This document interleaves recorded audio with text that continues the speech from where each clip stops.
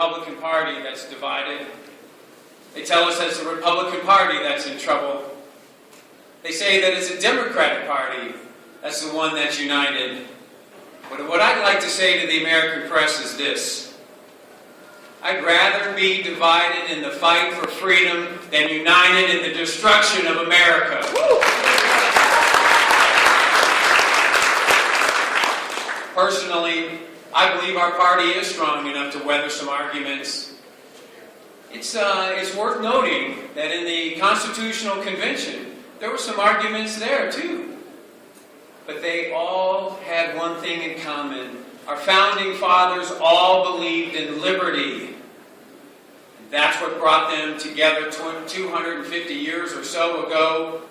And it is the pursuit of liberty that brings us here this weekend. Let me tell you a little bit about me. After high school, I was accepted to and graduated from the United States Air Force Academy. From there, I went to pilot training, and I graduated near the top of my class. And then Desert Storm called.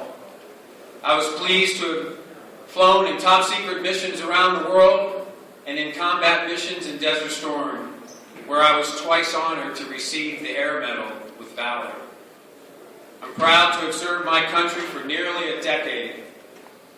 And as a serviceman, I was also respecting the chain of command. There's one person in my life that outranks even the highest five-star general, and that's my wife, Rob. In 1997, Robin asked me if I could find a job where I come home every night, and that's where I began my career in the private sector. You see, at that point, Robin was a 5-year cancer survivor. We did not know if she was going to be out of the woods. Because 5 years earlier, she had been diagnosed with cancer while she was pregnant with our second child. And the doctors gave us some grave news. They said that they needed to abort our son so that they could begin immediate treatment on Robin, or that she would die. And they gave us a few hours to make that decision. And Robin didn't need that much time. Robin looked over at me and she said, "Shaq, will you raise the children?" And I said, "Yes, I will." It is written, "Greater love hath no man than this, than to lay down your life for a friend." And I don't do this often enough, Robin, but I'd like to tell you. I am so pleased that you are a witness to those words. And in the last 25 years, you have been the wind beneath my wings.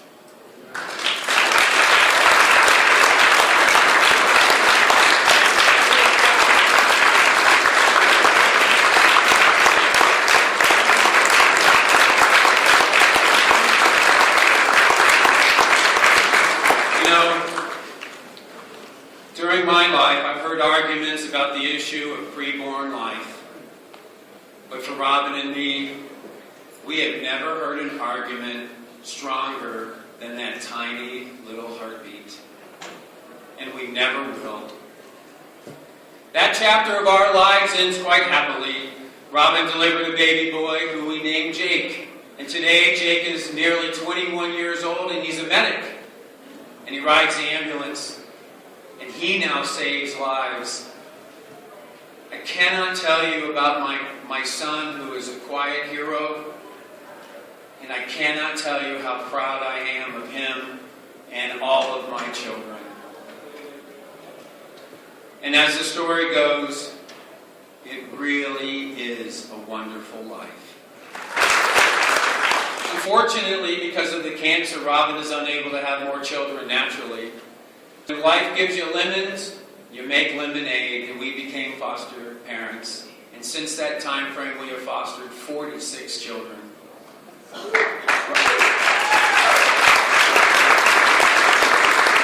Robin and I mainly took in infants, and you know something? When you help out the infant, you're really helping out that baby's mom. You're helping that baby's mom get clean, or get a skill, or work to unite the family. Additionally, for years now, I've worked to end domestic violence. In fact, Governor McDonald appointed me as trustee to one of Virginia's domestic violence task forces. And because of our work as foster parents, and Jake's work as a volunteer medic, and my work in the domestic violence arena, our family proudly received the Governor's 2013 Outstanding Volunteer Family of the Year for the Commonwealth of Virginia. When you see someone in trouble, like Mr. Cantor was talking about, you want to help. You want to rush to their defense. You want to do everything in your power to lift them up. And you know, it works the same way with our country. I see an America that I love. I see too many citizens who are suffering, and I want to help. I see the American dream fading, and that's why I'm running for the United States Senate. Once I was called to sit in the cockpit of the KC-135 when I flew combat missions. Now I'm called to sit in the Senate. I say that not of pride, but of duty. I refueled airplanes over the battlefields of Iraq. I didn't do that for the thrill of flying. I did that because I had a duty and a job to accomplish. As a military officer, I never trained how to lose a mission, only to win one. And with your help, our mission is that we're going to defeat Mark Warner, and I'm going to become your next senator from the Commonwealth of Virginia. And why? Why do we need to defeat Mark Warner? Because he is one of the most pro-big government, anti-liberty, anti-growth senators in the history of our Commonwealth. Mark Warner is Harry Reid without the personality. The next time Virginia employers are explaining why they're cutting back hours, we need to remind them and their employees that it was Mark Warner who cast the decisive 60th vote that gave us this absurd, bizarre, and unconstitutional, unaffordable Health Care Act that is victimizing our nation. And I have a copy of it right here. And I'll leave that up there for anybody who wants to review that. Whether it's the IRS scandal, the NSA, well, you know all of the scandals. Warner has stood silent. Obama is destroying our nation, and Warner is silent. It is amazing to me that somebody who earned their millions in the communication industry has nothing to say. He has the right to remain silent, but he does not have the right to be Virginia's senator, and you can't be both. The one issue I'm not going to remain silent on is Benghazi. Mr.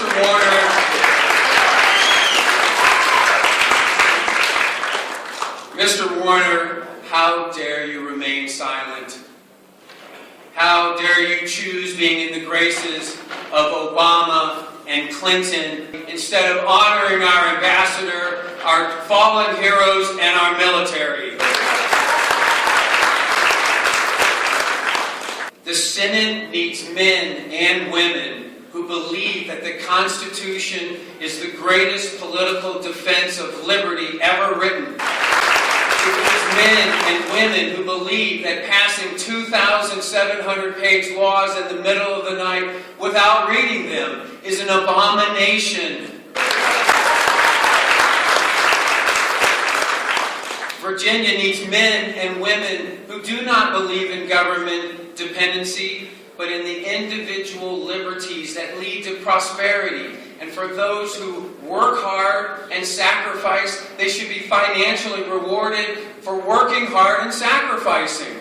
My name is Shaq Hill, and I'm pleased to be here with you. I want you to know that with me you have a fire. I will not back down. I will not let go. And I will become your next United States Senator with your help. Thank you very much, and God bless America.